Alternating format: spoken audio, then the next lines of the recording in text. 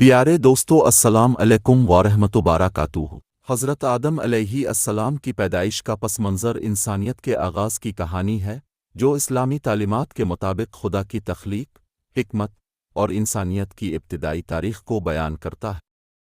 یہ واقعہ ہمیں اللہ کی عظمت اور انسان کی تخلیق کی اہمیت سمجھاتا ہے، ساتھ ہی یہ انسان کے مقام و مرتبے اور امتحان کی وضاحت بھی کرتا ہے۔ اسلامی تعلیمات کے مطابق حضرت آدم علیہ السلام اللہ کے پہلے نبی اور پہلے انسان ہیں۔ ان کی تخلیق سے قبل اللہ تعالیٰ نے زمین اور آسمان کو پیدا کیا اور فرشتے تخلیق کیے۔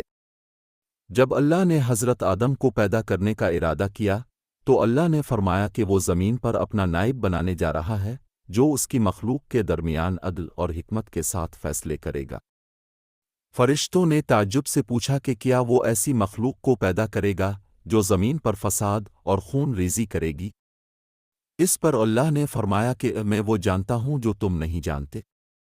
اللہ تعالیٰ نے حضرت آدم علیہ السلام کو مٹی سے بنایا اور پھر اپنی روح ان میں پھونک کی، جس سے حضرت آدم میں زندگی آ گئی۔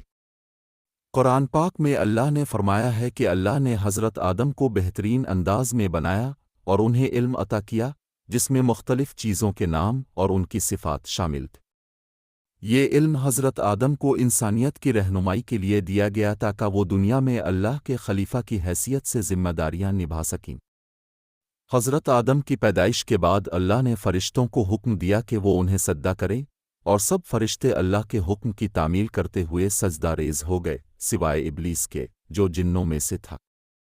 ابلیس نے تکبر اور حسد کی وجہ سے سجدہ کرنے سے انکار کیا اور کہا کہ وہ آگ سے پیدا ہوا ہے، جبکہ آدم مٹی سے۔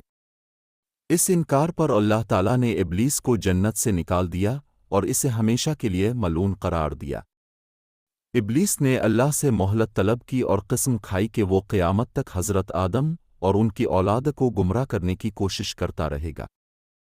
اللہ تعالیٰ نے حضرت آدم کو جنت میں سکونت اختیار کرنے کی اجازت دی اور ان کی زوجہ حضرت حوا کو بھی پیدا کیا تاکہ وہ دونوں ساتھ رہیں۔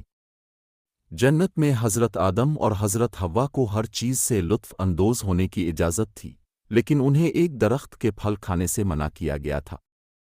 شیطان نے حضرت آدم اور حضرت حوا کو بہکایا اور ان سے کہا کہ اگر وہ اس درخت کا پھل کھائیں گے تو انہیں ہمیشہ کی زندگی اور بادشاہت ملے گی۔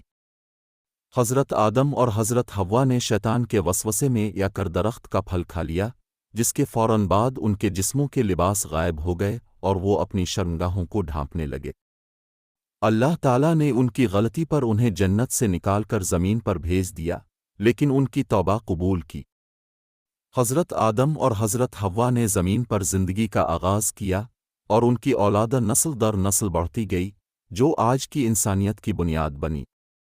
یہ قصہ ہمیں یہ سبق دیتا ہے کہ انسان غلطیاں کرتا ہے، لیکن اللہ کی رحمت ہمیشہ انسان کے ساتھ ہوتی ہے اور توبہ کے دروازے ہمیشہ کھلے رہتے ہیں۔ حضرت آدم کی تخلیق کا واقعہ ہمیں یہ بھی سکھاتا ہے کہ علم، اطاعت اور انسان کی آزمائش کا سلسلہ دنیا میں ہمیشہ جاری رہے گا۔